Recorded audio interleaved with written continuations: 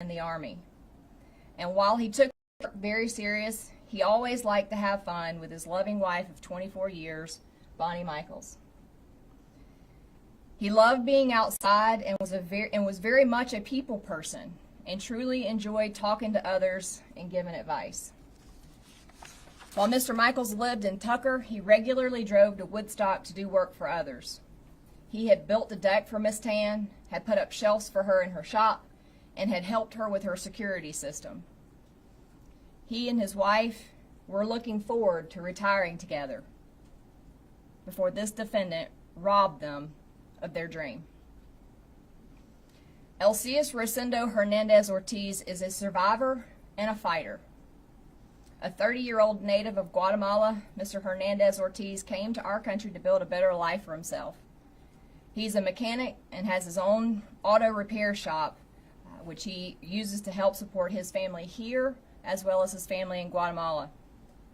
He's alive today by the grace of God, but his life, as well as the life of his wife and his daughters, will never be the same again. Before March 16th, Mr. Hernandez Ortiz loved to sing, but the injuries he sustained at the hands of this defendant have taken away this pleasure. Mr. Hernandez Ortiz's physical and emotional recovery will be long, but with the continued love and support of his family, as well as of our community, he will overcome this terrible tragedy. And while Amy Weber and Wei Lu and Xu Shui Wuao and Liao Xiaojing, Mario Gonzalez Vasquez, and Marcus Lyons didn't suffer any physical injuries that day inside of Young's, they will never forget the terror that they felt when they heard those gunshots. They will never forget the fear that each felt standing inside the business, believing that they were going to be the next to die. And they will never forget the horror that each of them felt when they walked out of the rooms and saw the carnage that the defendant had left behind. The actions of this defendant on March 16th struck fear in the hearts of many and changed the lives of loved ones left behind.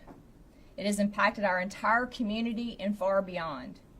As we all know, the horrendous crime occurred during a time of heightened violence nationally against Asian Americans. We are acutely aware of these valid concerns. Local law enforcement and the FBI, in conjunction with our office, thoroughly investigated Aaron Long's actions and motives in committing this crime. In all, Lead Detective Daniel Hayes and his colleagues in the Criminal Investigation Division of the Sheriff's Office in Cherokee County conducted over 40 interviews, executed 24 search warrants, and devoted more than 475 man-hours to this case. Special Agents James Hosty and Bryant Hill of the FBI, along with their colleagues, engaged resources across the country and beyond to assist in locating victims, interviewing witnesses, as well as gathering necessary information and documents identified during the investigation of this case. This comprehensive investigation included a thorough review of the defendant's background and prior interactions with women and minority groups. It's understandable that the immediate perception was that this crime was motivated by a bias or prejudice against the race or ethnicity of the victims based on the sheer number of victims who are of Asian descent. Rest assured, my team and I have thoroughly reviewed all of the evidence gathered by the FBI and the Cherokee County Sheriff's Office and have carefully considered how we might appropriately apply the Georgia hate crime statute based on both ethnicity and gender. Should this case have gone to trial, it was our intentions to move forward with respect to bias against gender. We've considered the diversity of our victims who were shot: 2 Asian women, 1 Hispanic man, 1 Caucasian woman, and 1 Caucasian man, as well as the victims who were present but not physically injured: 3 Asian women, 1 Caucasian woman, 1 African American man, and 1 Hispanic man. We've considered the evidence collected by the FBI and our Sheriff's Office, which failed to show any type of history this defendant had with any form of racism towards any other ethnicity. We considered that even if we proceed to trial and were somehow able to convince a unanimous jury beyond a reasonable doubt that our victims were killed because of their ethnicity or their gender, the Georgia hate crime statute would not result in any additional numbers of years. In fact, it would not result in even one additional day of punishment. For all of these reasons, our office opted not to pursue this avenue, recognizing that these were acts of evil and violence against multiple ethnicities and genders. While the applicability of Georgia's hate crime statute to this case can be debated, no one, including the defendant, can credibly debate that Aaron Long is a cold-blooded murderer. These victims and their families are real people who have personally suffered in unspeakable ways because of this defendant. The victims deserve swift and firm justice that holds this murderer fully accountable, and that is exactly what this sentence that was pronounced today gives them.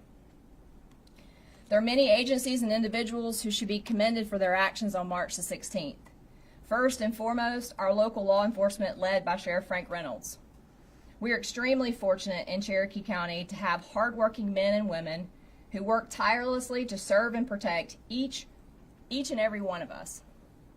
Our law enforcement responded to this crime within 2 minutes of receiving the 911 call. The Cherokee Sheriff's Office quickly obtained still images of the defendant and posted those on social media, which led to the defendant's identification and apprehension within a few hours of his actions.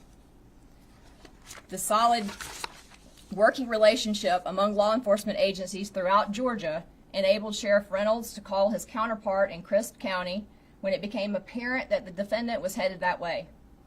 The willingness and persistence of Sheriff Billy Hancock in Crisp County to immediately engage and help capture the defendant, and the tenacity of the Georgia State Patrol officers in stopping this defendant as he drove down the interstate must be applauded. And finally, the actions of Mr. and Mrs. Long, the parents of the defendant, who made what had to be the most difficult call of their lives to tell law enforcement that it was their son in the surveillance video. Mr. and Ms. Long deserve to be commended for their actions. I'm confident that the actions of these parents in calling law enforcement and assisting them in tracking the defendant, as well as the actions of all of the law enforcement officers involved, saved many additional lives in this matter. After he was captured, the defendant admitted to investigators with the Cherokee Sheriff's Office that he had shot and killed individuals inside of Young's Asian Massage. The defendant's rationale for this crime is sick and twisted and hard for a rational mind to comprehend. He claimed that he was blame shifting and committed the crimes because of his own inability to control his impulses to watch pornography and then act out his sexual urges. The fact is, there's no one to blame for the defendant's failures and sins but the defendant himself. The defendant provided meticulous details surrounding the commission of this crime and callously spoke of the steps that he took in clearing each room in Young's as if these victims were nothing more than an obstacle to overcome his own failures. Each and every one of the lives that were lost that day were valued, and these victims will never be forgotten. Today in court, the defendant again admitted to his actions, which led to the death of 4 people and the serious injury of 1 other person in Cherokee County. While this defendant has answered for his crimes in Cherokee County, he still has pending murder charges in Fulton County. For this reason, we aren't going to discuss any more facts about the case and don't intend to take any questions. It's simply not the right thing to do at this time. In closing, let me say that these murders are one of the most shocking and senseless crimes that I've seen in my career as a prosecutor. And sadly, I've seen quite a bit of unimaginable horror over the past 19 years. We said from the beginning that we would work tirelessly to bring justice for these victims, and that's exactly what we've done. This case has been the #1 priority for my team and me for the past 4 months, as we've worked nonstop on this case since mid-March. Today, through the effective collaboration of law enforcement, prosecution, and the judicial system, we've brought some closure for these families while ensuring that a swift and firm sentence, which binds the defendant behind bars for the remainder of his life. It is our hope that the legal outcome obtained today will bring some measure of peace and healing to all of those that are impacted by this tragedy. Thank you. At this time, Lauren Webb, who is a family member of Cherokee Pan, would like to make a statement.